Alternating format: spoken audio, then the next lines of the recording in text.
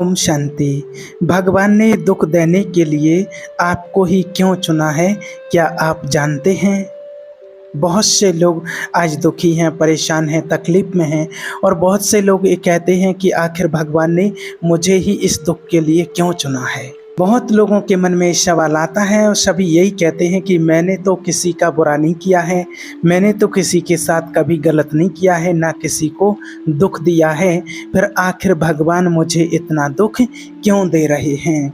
क्या आपके मन में भी किसी भी कंडीशन में ये प्रश्न आता है क्या? तो आप सभी के लिए वीडियो है। अगर आपके मन में भी ऐसा सवाल आता है तो इसका जवाब आपको आज मिल जाएगा। और ऐसी परिस्थिति अगर आपके साथ बनी हुई है कि आपको बहुत दुख है, दुख की फीलिंग आती है, कभी आपने किसी के साथ बुरा नहीं किया है और फिर भी आपको बहुत दुख आ रहा है, दुख कहीं ना कहीं से, चाहे संबंधियों से या किसी भी प्रकार से आपको दुख मिल रहा है, तो उस दुख से आप कैसे बाहर आएँ, वो उपाय भी आपको आज बताएंगे। तो देखिए, आपने अगर किसी को तकलीफ नहीं दी है और फिर भी आपको दुख मिल रहा है तो इसको बोलते हैं कार्मिक ट्रॉमा। कार्मिक ट्रॉमा का मतलब होता है सदमा लगना, झटका लगना। जब आप किसी बहुत भयंकर कार्मिक पीड़ा से गुजरते हैं तो कोई ऐसी तकलीफ जिसका अंत ही समझ में नहीं आता आपको कि आखिर इस तकलीफ का अंत कब होगा, और आप अपने आप से भी बहुत परेशान हो जाते हैं। जो पीड़ा है, जो दर्द मिला हुआ है, जो तकलीफ़ है, उससे भी बहुत परेशान हो जाते हैं, क्या आखिर इसका अंत कब होगा। आप दर्द पर दर्द फैन झेले जा रहे हैं और उस तकलीफ़ का अंत नहीं हो रहा है, और आप कहीं ना कहीं आपके मन में सवाल आता है कि आखिर भगवान मुझे इतना दुख क्यों दे रहे हैं। आपका मन तकलीफ़ से उभरने की बजाय, उस दुख से बाहर आने की बजाय और उसी शोक में लगा हुआ होता है। जो झटका आपको लगता है दिमाग में, उसे समझ भी नहीं पाते हैं कि आखिर ऐसा क्यों होता है। तो ऐसे बहुत सारे लोगों के मन में ऐसे सवाल आते हैं, बहुत सारे लोगों की लाइफ में ऐसा हो रहा है। क्या आपकी लाइफ में भी कभी ऐसा हुआ है कि आखिर भगवान मैं ही क्यों, मुझे ही दुख क्यों मिल रहा है, और लोग तो बहुत खुशी हैं, मेरी फैमिली में ही, मेरे पड़ोस परिवार में ही सब लोग सुखी हैं, लेकिन आखिर मैं ही क्यों, मुझे ही इतना दुख क्यों मिल रहा है। और अगर आपकी कोई ऐसी प्रॉब्लम है तो आज आप उससे ज़रूर बाहर आ जाएंगे। और उसके बावजूद भी अगर आपको समझ में नहीं आता है तो आप कमेंट करके बता सकते हैं। आपकी तकलीफ़ से बाहर निकालने के लिए आपको रास्ता बताया जाएगा। अब सबसे पहले ये जानना है कि इस स्थिति से बाहर कैसे आएँ। अगर आपको कोई ऐसी पीड़ा ने, भयंकर पीड़ा है जो तकलीफ़ दे रही है, आपको तकलीफ़ दी है, जहाँ तक ये लंबे समय तक आपने इस पीड़ा को झेला है, इस दर्द को झेला है, इस तकलीफ़ को देखा है, जिसे आप कार्मिक ट्रॉमा कहते हैं। इससे बाहर आने के लिए सबसे पहला उपाय तो ये है कि देखिए, सबसे पहले तो आप इस सच को स्वीकार करें, इस रिस्पॉन्सिबिलिटी को आप स्वीकार करें कि जो कुछ भी आपके साथ हो रहा है, जो भी तकलीफ़, परेशानी आप झेल रहे हैं, वो आपके ही कर्मों का परिणाम है। इस चीज़ को आप स्वीकार करें कि मेरे ही कर्मों का परिणाम है।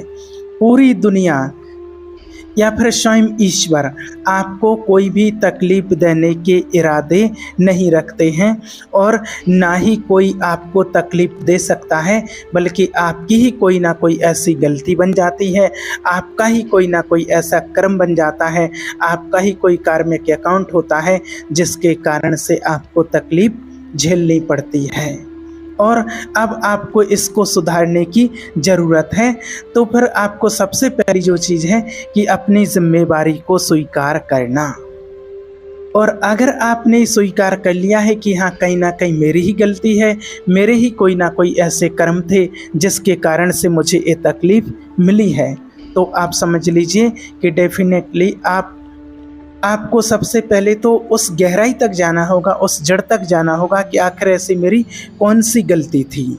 और जब आप अपने जीवन को यहाँ पर चेक करते हैं कि मैंने इस टाइम वर्तमान में इस जन्म में कोई ऐसा कर्म नहीं किया है जिसके कारण मुझे इतनी बड़ी तकलीफ़ मिल रही है, या जन्म से ही आप बहुत लंबे समय से इस तकलीफ़ को झेलते आ रहे हैं, तो ज़रूर ही फिर आपका कोई पूर्व जन्म का ऐसा कार्मिक अकाउंट, कोई ऐसा कर्म रहा हुआ है जिसके कारण से आपको अभी ये तकलीफ़ मिल रही है। तो जब आप स्वीकार कर लेते हैं कि किसी ना भगवान की गलती है ना किसी इंसान की, सिर्फ मेरी ही गलती के कारण मुझे ये तकलीफ़ मिल रही है, तो पहली स्टेप दूसरी क्या करनी है, आपने अपने कर्मों के वेश को, कारण को जाना कि मेरा ही कोई ना कोई कर्म ऐसा बना है, ऐसा कारण बना है जिसके कारण से मुझे तकलीफ़ मिलती है। और तीसरी चीज़ ये होती है कि किस परिस्थिति में मैंने ऐसा कोई कर्म किया, किस परिस्थिति में मैंने कर्म किया और जो मुझे ऐसी तकलीफ़ मिली है, मैं ये तकलीफ़ झेल रही हूँ, ये तकलीफ़ में झेल रहा हूँ, जो मुझे एक कष्ट मिल रहा है। जब आप इस चीज़ को स्वीकार कर लेते हैं तो काफ़ी हद तक आपकी परेशानी कम होने लगती है, क्योंकि जब तक हम दूसरों पर उंगली उठाते रहते हैं कि इसके कारण से, इसकी वजह से, सामने वाले की वजह से मुझे तकलीफ़ मिल रही है, तो वो तकलीफ़ और बढ़ती जाती है। चाहे वो हमारी फैमिली से रिलेटिव हो, पति हो, पत्नी हो, बच्चे हो, माँ बाप हो, कोई भी हो, जब हम सामने वाले पर उंगली उठाते हैं, क्योंकि हम अपनी गलती को तो पहले स्वीकार ही नहीं करते हैं, हम तो ये समझते हैं कि सामने वाला मुझे तकलीफ़ दे रहा है, लेकिन हम ये नहीं समझ पाते हैं कि आखिर मुझे तकलीफ़ दे क्यों रहा है। और जब आप इस चीज़ को स्वीकार कर लेते हैं कि मेरी ही गलती है, मैंने कभी ना कभी इसको ये दुख दिया था, इसलिए मुझे रिटर्न मिल रहा है, तो आप काफ़ी हद तक हल्के हो जाते हैं और उस तकलीफ़ से बाहर आने का आपको रास्ता मिल जाता है। उसी समय से आपकी तकलीफ़ कम होना शुरू हो जाती है। और सबसे पहली बात तो आपके अंदर से एक शिकायत भाव ख़त्म हो जाएगा, जो आप शिकायत करते थे कि इसके कारण से, कि मेरी समस्याओं के लिए कोई और दोषी नहीं है, इसके लिए मैं खुद ही दोषी हूँ। दूसरी बात यह है कि ये जो परिस्थिति पैदा हुई है, इसके कारण मेरे जीवन में एक चैलेंज आया है, और इस चैलेंज को ओवरकम करके मैं और स्ट्रॉन्ग और पावरफुल बन करके दिखाऊंगा कि हर एक दुविधा में कुछ ना कुछ सीखने की संभावना भी बनी होती है, और साथ ही साथ आपको स्ट्रॉन्ग बनाने की, पावरफुल बनाने की मनसा भी कहीं ना कहीं छिपी होती है। तो कोई भी ट्रॉमा, कोई भी तकलीफ़ आपको ऐसे ही नहीं दी जाती है। ये आपने स्वीकार कर लिया कि वास्तव में एक ये ब्लेसिंग है, और जिस समस्या से आप गुजर रहे हैं ये आपको स्ट्रॉन्ग बनाने के लिए है, आपको पावरफुल बनाने के लिए है। तो आप अपने आप को हिम्मत देते हो, आप अपनी पीड़ा को मिटाने का प्रयास करते हो, और आपकी इस लर्निंग से आप अन्य लोगों को भी अब सलाह दे सकते हो कि कौन सी गलती आपको नहीं करनी चाहिए, और इस गलती के कारण मैंने कौन कौन सी तकलीफ़ झेली है और क्या क्या समस्या हमारे जीवन में आती हैं। तो आप दूसरों को भी सलाह दे सकते हैं कि आपको भी ऐसी कोई गलती नहीं करनी है, क्योंकि इसका फल नहीं तो आपको आगे चल कर के भोगना पड़ेगा। और फिर इस समस्या से बाहर आने के लिए आपको प्रयास करना है। आप अपने को अफर्मेशन दीजिए, अपने मन के पैटर्न को चेंज कीजिए कि अब मैं किसी परिस्थितियों का गुलाम नहीं हूँ। अब मुझे जो झेलना था मैं झेल रहा हूँ, लेकिन मेरे मन में कोई गिल्ट नहीं है, कोई दर्द नहीं है। अब मैं अपने आप को बदलने के लिए तैयार हूँ। अब मैं अपनी परिस्थितियों को कंट्रोल करने की स्थिति में आ रहा हूँ। इसके लिए आपको डेफिनेटली आप परमात्मा, गॉड, ईश्वर, जिस रूप में भी आप उनको मानते हैं, आपको उनकी शरण में समर्पित होना पड़ेगा, और अपनी गलतियों के लिए आपको परमात्मा से माफ़ी और प्रार्थना जरूर करनी ही चाहिए। जब आप परमात्मा की शरण में समर्पित होकर के और एकदम सरेंडर कर देते हैं और परमात्मा से माफ़ी मांगते हैं, दिल से माफ़ी मांगते हैं, और आपको ये स्वीकार करना चाहिए कि हे परमात्मा, मन वचन कर्म से अगर मैंने कभी भी जाने अनजाने में अगर किसी को दिल दुखाया हो, किसी को दुख दिया हो, तो मुझे माफ़ किया जाए। और सुबह उठ करके आप अगर हो सके तो ब्रह्म मुहूर्त का जो समय होता है वो बहुत ही अच्छा समय होता है। ब्रह्म मुहूर्त यानी 3:30 से 5 बजे के बीच आप उठ करके और परमात्मा से ये प्रार्थना रोज करें। 21 दिन तक आप करेंगे और आप देखेंगे कि 21 दिन में आपकी तकलीफ से कितना अच्छा आपको फील होता है। वो तकलीफ आपकी धीरे धीरे समस्या आपकी ख़त्म होती जाएगी। और अगर आपने 21 दिन तक ये अफर्मेशन कर लिया, भगवान से माफ़ी प्रार्थना दिल से आपने मांग ली और जो आत्मा आपको दुख दे रही है तो मन ही मन परमात्मा से माफ़ी मांगने के साथ उस आत्मा से आपको माफ़ी मांगना है कि जो भी आपके पति हो, पत्नी हो, बच्चे हो, कोई भी संबंधी हो, कि मैंने जो भी आपको मन वचन कर्म से किसी जन्म में कैसे भी आपको दुख दिया है, तकलीफ दिया है, तो मुझे माफ़ कर दो। मुझसे गलती हो गई थी और आगे से ऐसी मैं कोई गलती नहीं करूँगा। और दिल से उस चीज़ को आपको स्वीकार करना है और बिल्कुल वैसे ही माफ़ी मांगनी है कि जैसे हम सामने वाले से सामने होकर के माफ़ी मांगते हैं, तो वो चीज़ उस व्यक्ति तक पहुंचती है, उस आत्मा तक वो वाइब्रेशन पहुंचती है और वो आपको माफ़ करते हैं। और जब आप रोज़ ऐसा करेंगे तो आप खुद फील करेंगे, आपको अपार शांति का एहसास फील होगा, जो शांति शायद आपने कभी इस चीज़ का एहसास किया नहीं होगा। इतनी शांति फील होगी आपको। इसके साथ साथ भगवान के नाम का आपको स्मरण करना है, चिंतन करना है, परमात्मा की याद में रहना है।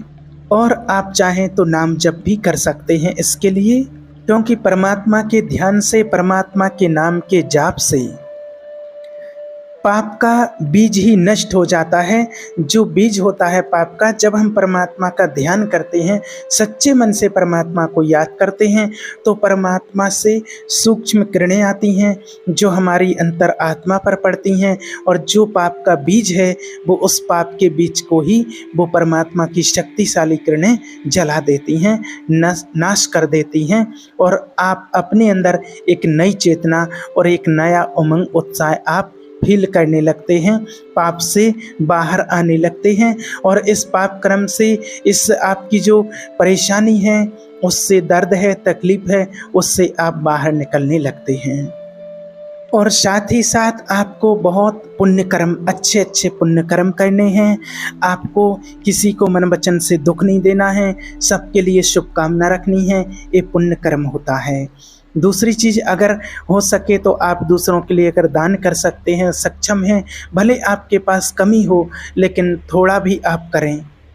और मान लीजिए अगर आपके पास धन की कमी है जैसे, और आपको पता भी लग चुका है कि किस कारण से धन की कमी है और उस कारण से आपको अब धन का सदुपयोग करना है, और आपके पास जो भी धन आता है, जो भी आपकी इनकम है, उसमें से आप छोटा सा अंश मात्र ही लेकर के थोड़ा सा आप किसी ज़रूरतमंद को आप दान करें।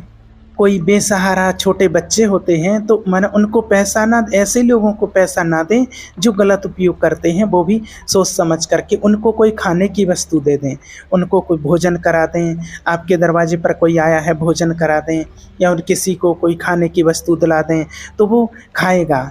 और लेकिन अगर पैसा देते हैं तो हो सकता है कई बार कोई गलत उपयोग भी कर लेता है, इसलिए आप उनको कुछ ना कुछ खाने पीने के लिए दे सकते हैं। कोई दुखी है, तकलीफ़ में है, जैसी तकलीफ़ आपने देखी है, इस प्रकार की कोई तकलीफ़ में है तो आप उससे बात करें, उसको राय सलाह दें, उसको सही मार्ग दिखाएं, उसको उमंग उत्साह दिलाएं कि आप भी इस तकलीफ़ से बाहर आ सकते हो। ऐसा करने से आपके पाप और आपकी नेगेटिविटी नष्ट होने लगती है और आप रिकवर होने लगते हैं। और एक बात कि जो भी आपको इस घटना से सीख मिली है और उसको आप दूसरों तक पहुंचाएं, और उसमें आपको बहुत हिम्मत आएगी, सामने वाले को हिम्मत दिलाएं। जैसे आप इस घटना से, इस दुख से बाहर निकले हैं तो सामने वाले को भी आप वही उमंग दिलाएं, हिम्मत दिलाएं। जब आप ऐसा करते हैं तो आपके अंदर एक और नया उमंग, उत्साह अंदर से आता है और इससे बहुत अन्य लोगों को लाभ मिलेगा। बहुत लोगों को दुख से, पीड़ा से बचाया जा सकता है, क्योंकि बहुत लोग दुखी हैं और उनको रास्ता नहीं मिलता है, और कहीं ना कहीं से अगर ये रास्ता मिल जाता है आपके द्वारा तो आपके लिए बहुत दुआएं मिलती हैं, वो लोग अंदर से बहुत दुआएं देते हैं। इसलिए आपको ये प्रयास भी ज़रूर करना है और इस प्रकार से आप अपने दुख से, तकलीफ से बाहर आ सकते हैं। ओम शांति।